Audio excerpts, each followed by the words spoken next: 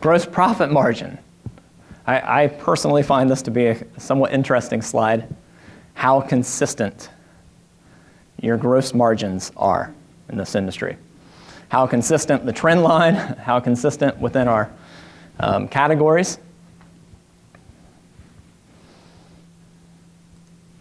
as well as how relatively consistent the groupings are in here as well.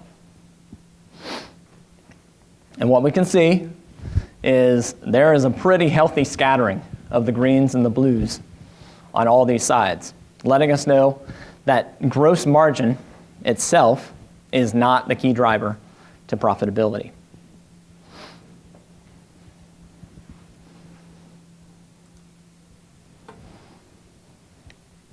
So now we know that margin, so let's kind of go back.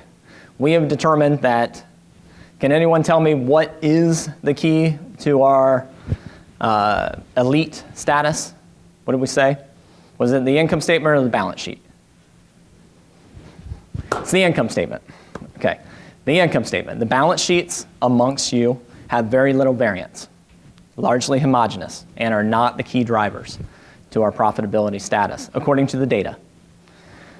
What we do find, though, is the income statement. So it's profits.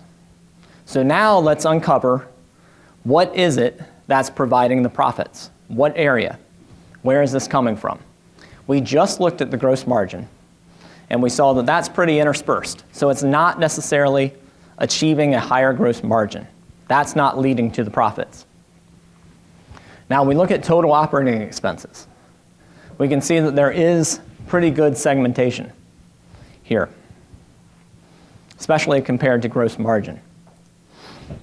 When we look at selling expenses, now these are as a percentage of gross margin, we can see that there's good separation. Delivery expenses, there's good separation. Warehouse expenses. Occupancy expenses, we can see how these are varying. And IT expenses, as well as G&A expenses. So every one of the categories that we just looked at, did anyone see a trend between the most profitable and the least profitable? Least profitable was always higher than was the most profitable.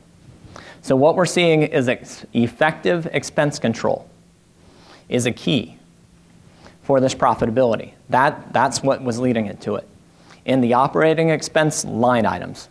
Now, obviously, this is easy to say, but the data clearly show that within the operating expense line items is where the advantage for the elite companies is coming from.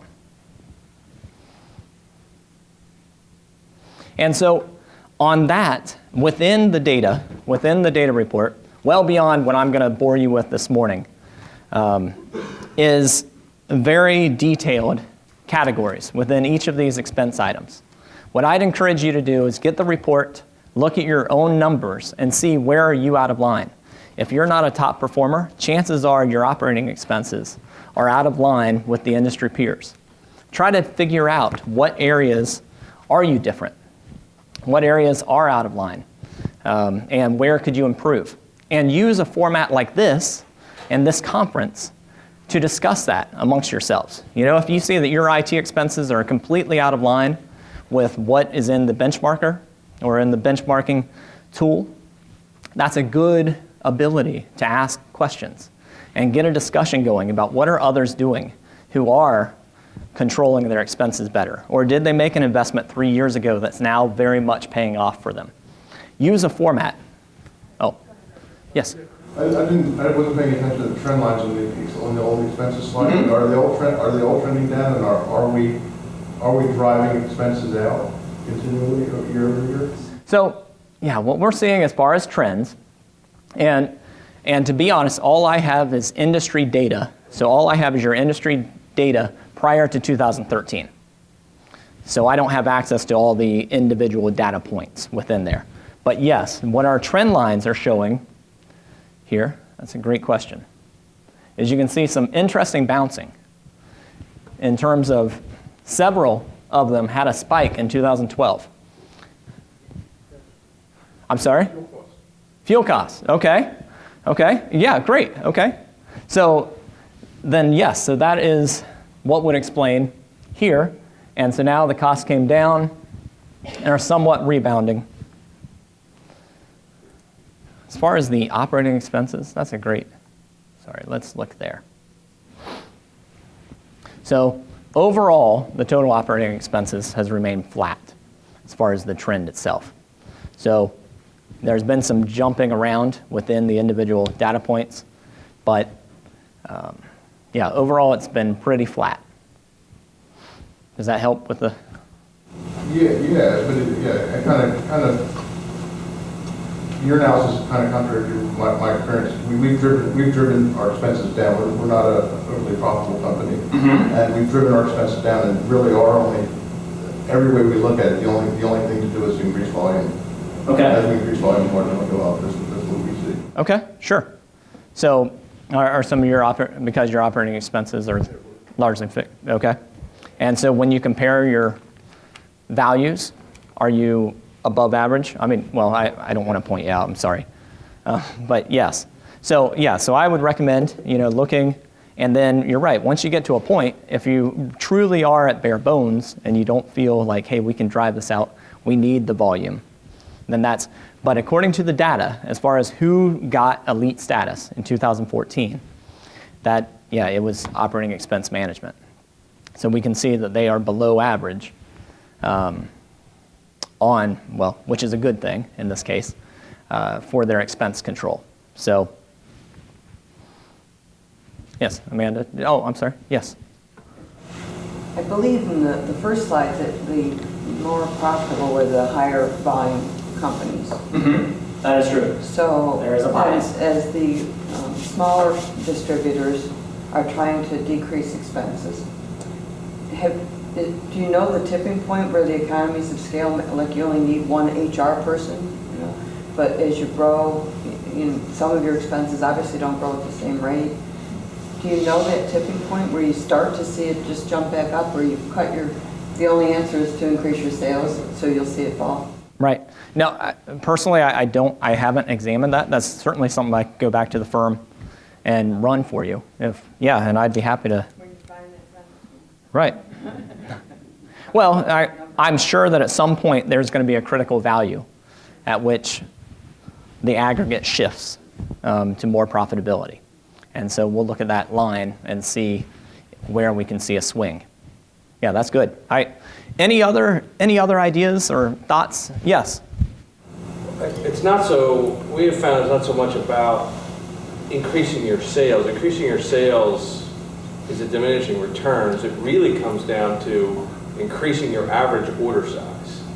That has more of a bearing than anything else. So if you increase your sales, but you increase your total number of transactions, you will never catch up. You will end up losing money. Those graph points will hit each other and you'll be done. But if you can increase your average order size, that makes all the difference, because that's how you control your operating expense. Huh. Yeah, I'll be honest with you, I have not correlated that with, yeah, that's good. Thank you. Anything else people have found or people would like to question, have further research? All right, let's keep the fun going. All right. So we've looked at the expense categories. Yes? On the IT, are you running, we're doing like an IT kind of part? That's correct. A deeper dive, are you guys running that? Yes, that is correct. So that's a good point. We do have, I'm not sure how many are familiar with the IT benchmarking study, but that recently released, I think last week or the week before. The results from that were published, so anyone who participated in that. And what that does is that's a deeper dive into the IT expenses. Where's the IT money going? What types of things are in place where the money is being directed to? How long's the depreciation on certain items? So it's very specific to the IT. Now, one thing I'll say is this year was the first year that we tried that study, that we went forward with that study. What we found is that there's some improvement opportunities in the questionnaire for next year that we'll be putting into place. So if you see the values, There is some variance within the data that we feel will be removed in future versions. It's just for this initial take, there was some wording anomalies and some things where maybe the data were interpreted different. We went back to some of the respondents to try to fix some of those issues, but please keep that in mind when you evaluate the data. It's not as solid in this first year as something like the PAR report, which has been done for 20 years and has really been smoothed out as far as some of the variances.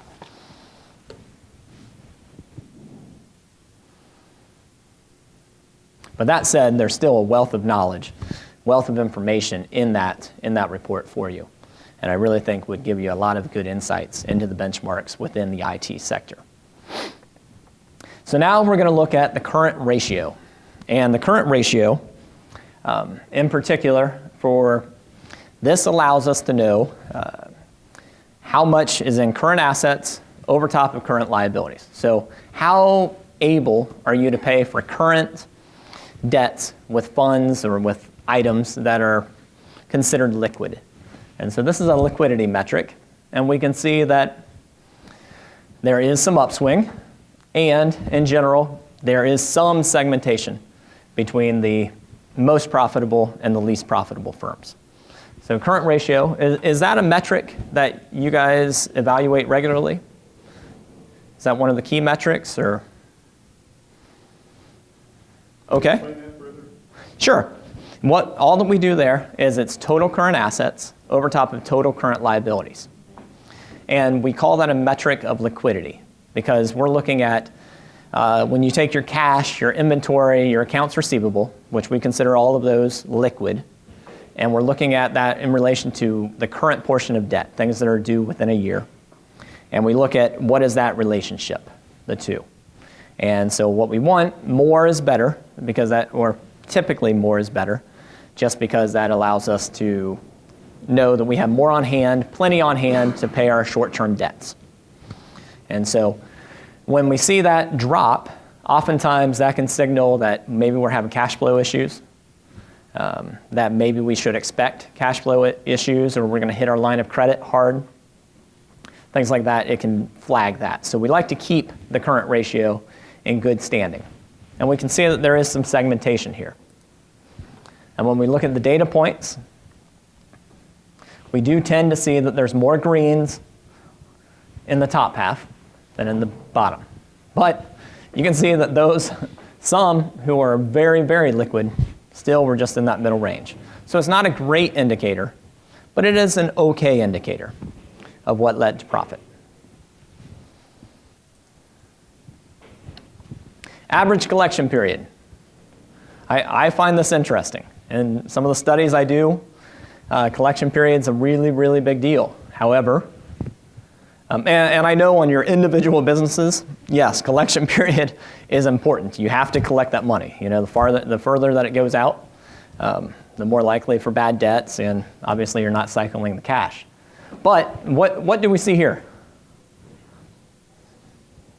It's almost flat, right? Yeah, that one would best be broken out by industry, by customer mix. By customer mix, okay.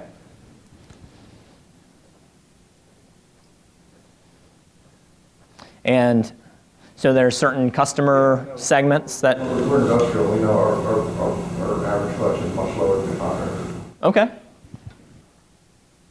Now, has collections been an issue in many of your businesses, in many of the industries? Okay. Because I'm not finding that correlated to overall profitability very closely. So there's really, there's not much there. I can probably link it to the current ratio or something there, showing us liquidity and cash flow, but not much to overall profitability.